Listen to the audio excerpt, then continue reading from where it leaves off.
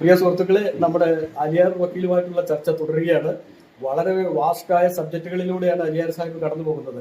അതുകൊണ്ട് അത് പെട്ടെന്ന് പറഞ്ഞു തീർത്ത് വീട്ടിൽ പോകാമെന്ന് വിചാരിച്ചാൽ നടക്കുകയില്ല.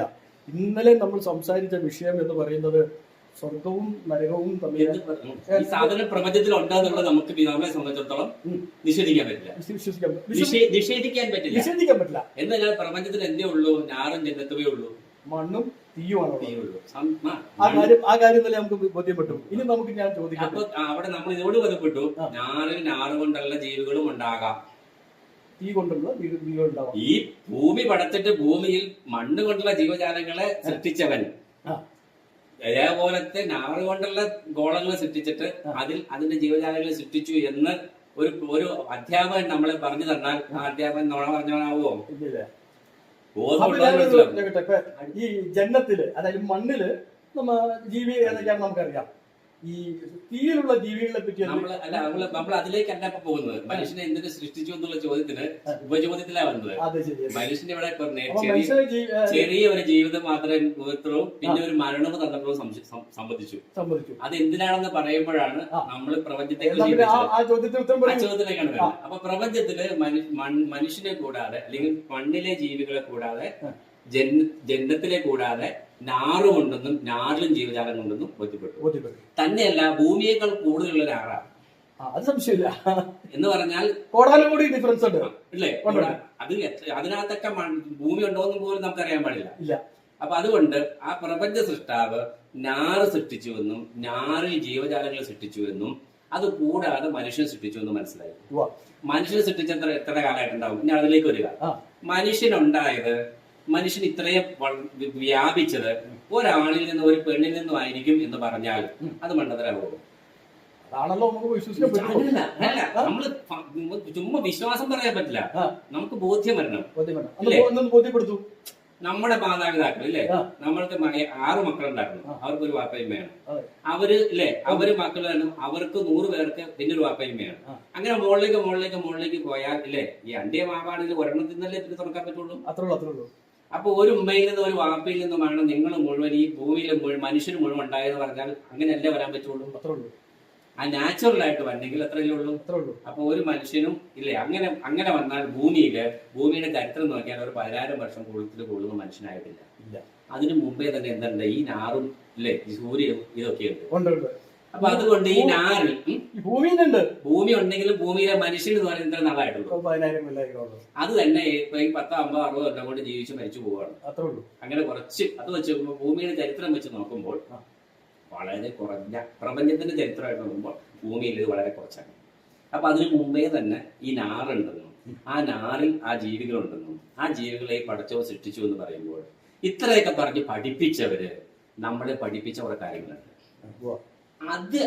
അതൊന്ന് പഠിച്ചിട്ട് അത് ശരിയായിരിക്കുമോ? ഈ ചോദ്യം വരെ എത്തിയത് മനുഷ്യനെ എന്തിനു സൃഷ്ടിച്ചു എന്നല്ല ചോദിക്കേണ്ടത്. പിന്നെ ഈ ജീവിതവും മരണവും എന്തിന് എന്ന് ചോദിക്കണം എന്ന് പറഞ്ഞോടം വരെ എത്തിയപ്പോൾ ആ ചോദിക്കാൻ പറഞ്ഞ ഖുർആൻ എന്ത് പറയുന്നു എന്ന് പരിശോധിക്കണം. ആ പരിശോധിക്കുമ്പോഴാണ് ഈ ഉത്തരം കിട്ടുള്ളൂ.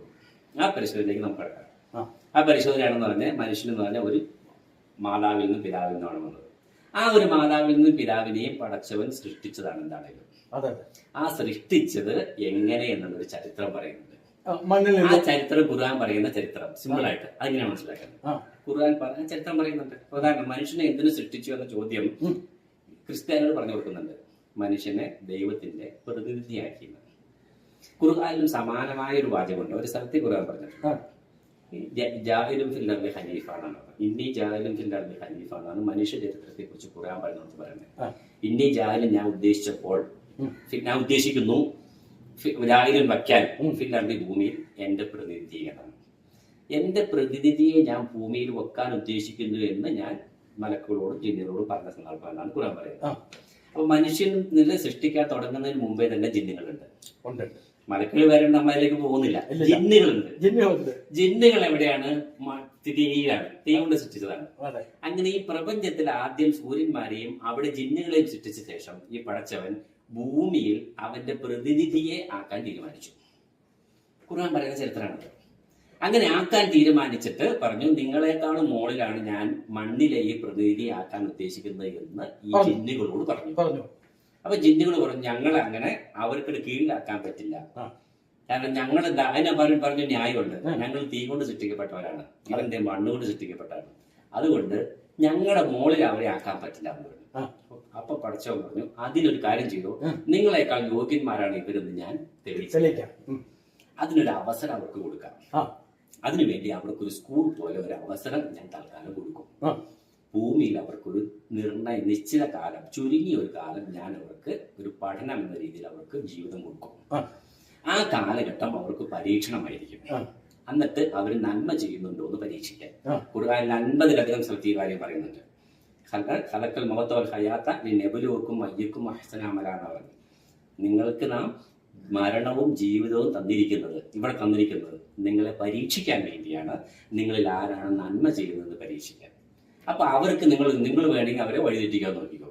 എന്റെ നല്ല ദാസന്മാര് ഈ പരീക്ഷണത്തിൽ വിജയിക്കും. അവരനുസരണമുള്ളവരായിരിക്കും. ഞാൻ ഒരു എക്സാമ്പിളിലേക്ക് പറഞ്ഞിട്ടുണ്ടെങ്കിൽ നമ്മളെ പഠിപ്പിക്കുന്ന എന്താ വെച്ചിട്ടുണ്ടെങ്കിൽ, ഇവിടുത്തെ മനുഷ്യന്റെ ജീവിതം എന്ന് പറഞ്ഞ ഒരു സ്കൂൾ പോലെയാണ്. സ്കൂളിലേക്ക് അഡ്മിഷൻ തന്നിരിക്കുന്നു നമ്മൾ ജനത്തോടു കൂടി. ആ അഡ്മിഷൻ എവിടെ 10ാം ക്ലാസ്സിൽ തീരും, സ്കൂൾ അടയ്ക്കും ഉറപ്പായിട്ടും. ആ കാലം അതാണ് നമ്മുടെ ജീവിതകാലം.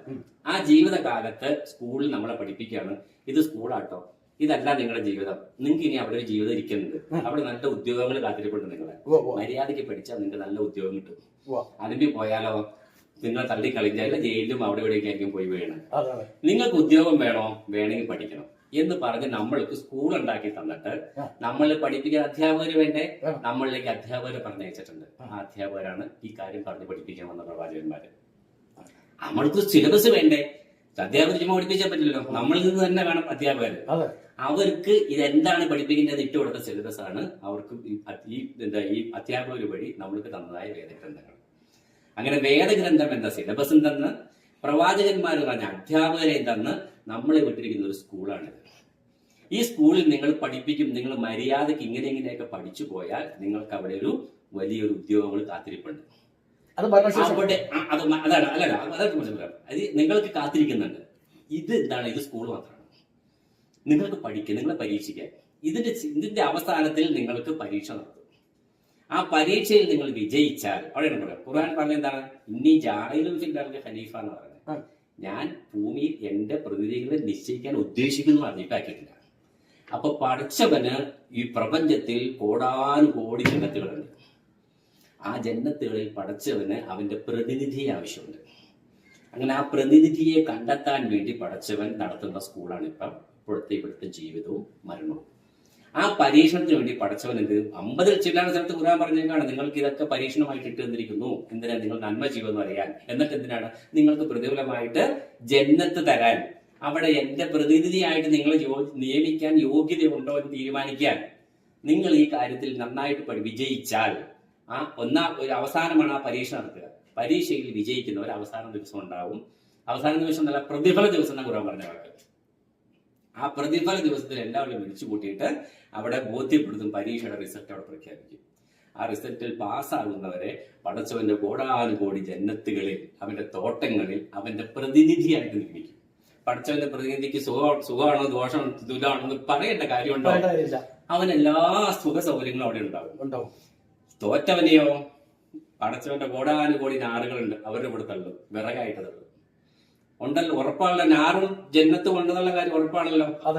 അവിടെ ശാശ്വതമായ ജന്നത്തിൽ ശാശ്വതമായിട്ട് പടച്ചവന്റെ പ്രതിനിധിയാക്കാൻ വേണ്ടി നിങ്ങൾ യോഗ്യരാണോ എന്ന് നിങ്ങളെ പരീക്ഷിക്കാൻ വേണ്ടിയാണ് നിങ്ങൾക്ക് ഇവിടെ ഒരു ജീവിതവും ഒരു മരണവും തന്നിരിക്കുന്നത്. ആ പരീക്ഷണമാണെന്ന് ഖുർആൻ 50 ചൊല്ലാണ്. ക്ലിയറായി. നമുക്ക് ഈ വിഷയം ഇവിടെ അവസാനിപ്പിക്കാം. സംശയങ്ങൾ ചോദിക്കാം അടുത്ത ദിവസങ്ങളിൽ.